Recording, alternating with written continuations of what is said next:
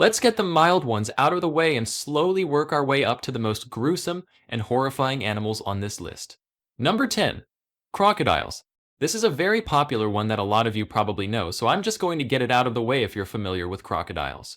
You know that they're very aggressive creatures, with their most effective attack being the death roll.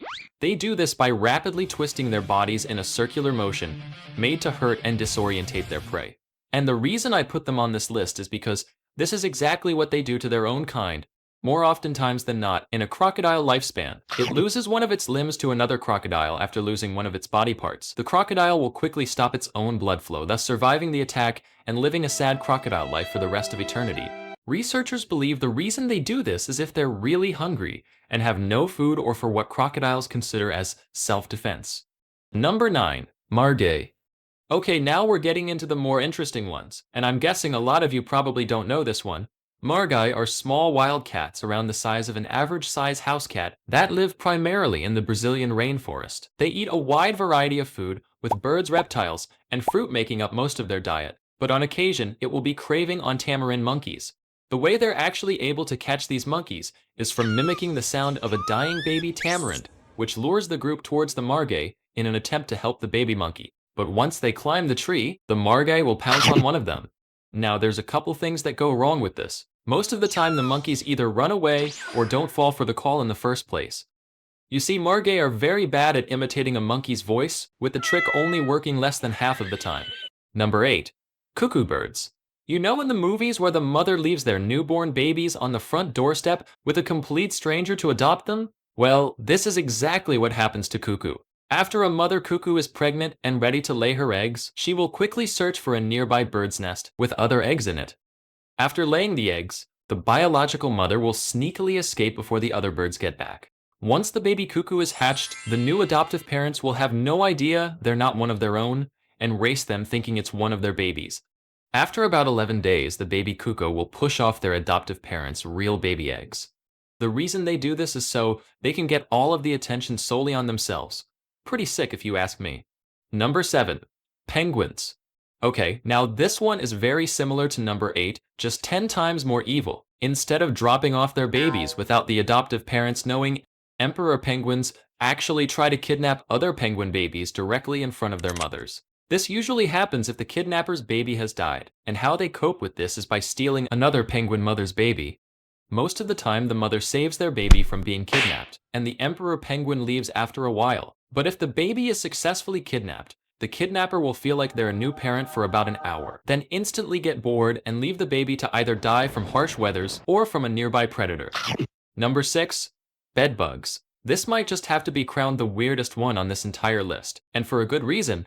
When you think of bedbugs, you probably think of how disgusting they are. And although they might seem scary, they're generally not dangerous to the human species, but the same cannot be said for other bedbugs. You see, male bedbugs practice something called traumatic insemination. This is where the male inserts its erection into the female's body wall, causing the female to sometimes die in the process. But if the female survives, there's a chance they can actually get pregnant this way. That's if it was actually a female in the first place.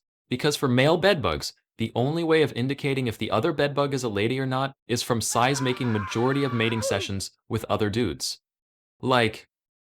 Yeah. Number 5.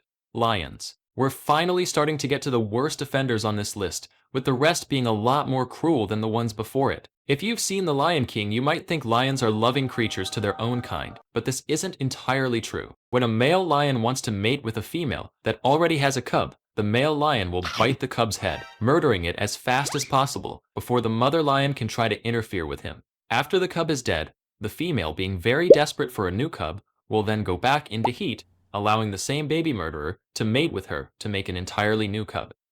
Number 4. Ducks. Who knew these innocent-seeming animals we used to feed at the park as kids could be such horrifying creatures? If you're familiar with ducks, you've probably seen them in groups. They also do the same thing while they're mating with females. And if you are wondering, the act isn't a consensual one either. They first start out with biting the female's neck and forcibly pushing their heads underwater, which sometimes causes the female to drown to death, depending on how long the male takes to finish. They also get erected in a third of a second, which makes the assault a lot easier for them to pull off. Number 3. Chimpanzees. After hearing the last one, it feels like it can't get any worse. But trust me, it does. Online, it seems like you can always see chimpanzees doing something cool. While they are really cool animals, they're also notoriously known for being both horrific and brutal creatures that take fairness very seriously. One example of this is when the friend of a chimpanzee owner took the chimp stuffed animal toy to take a look at it. When the chimp saw this, he thought that she was stealing the toy from him, so he quickly ripped her entire face off. They're also known for brutally beating their remaining partners if they're suspicious of them cheating or being unfaithful to them. But the worst of them all, they eat other chimpanzee babies. The reason they do this is to preserve their food, so they eat other chimpanzee babies from other groups to not waste any of their food source. Number 2. Bottlenose dolphins. We all know dolphins are incredibly smart animals, but some of you probably don't know some of the heinous acts they get up to when they're bored. According to New York Times, dolphins reportedly kill porpoises just for fun and toss pufferfish around the air to play ball. But for the worst of all, they hold the female hostage and begin taking turns mating with her, uncontent for days straight, while tail whipping the female to keep her in check. And if the female tries to swim away, the males will quickly catch up to her, repeating the process for days on end. Number 1. Sea otters.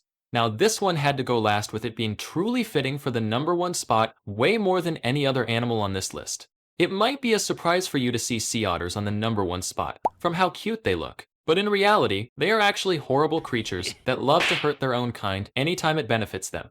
And with sexual coercion being a very common act throughout this entire list, you already know. Sea otters are really the worst of the worst. With having a higher amount of males than females, it starts to make sense why male sea otters are so desperate for any mating they can get. Mating begins with the male otter violently biting the female's nose while coercively mating with them, which some of the time makes the females bleed to death, with 11% of all female deaths on the coast of California being from male sea otters. But female otters aren't perfect by any means either. They've been reported to just leave their babies to die when food gets scarce. Not saying the females are worse than the males though, because the male sea otter do the worst thing on this entire list, which is sexually assaulting baby seals until they die. And it doesn't end there. They then carry around their dead bodies as sex toys to use over and over and over again, until they eventually get bored and leave it somewhere completely random.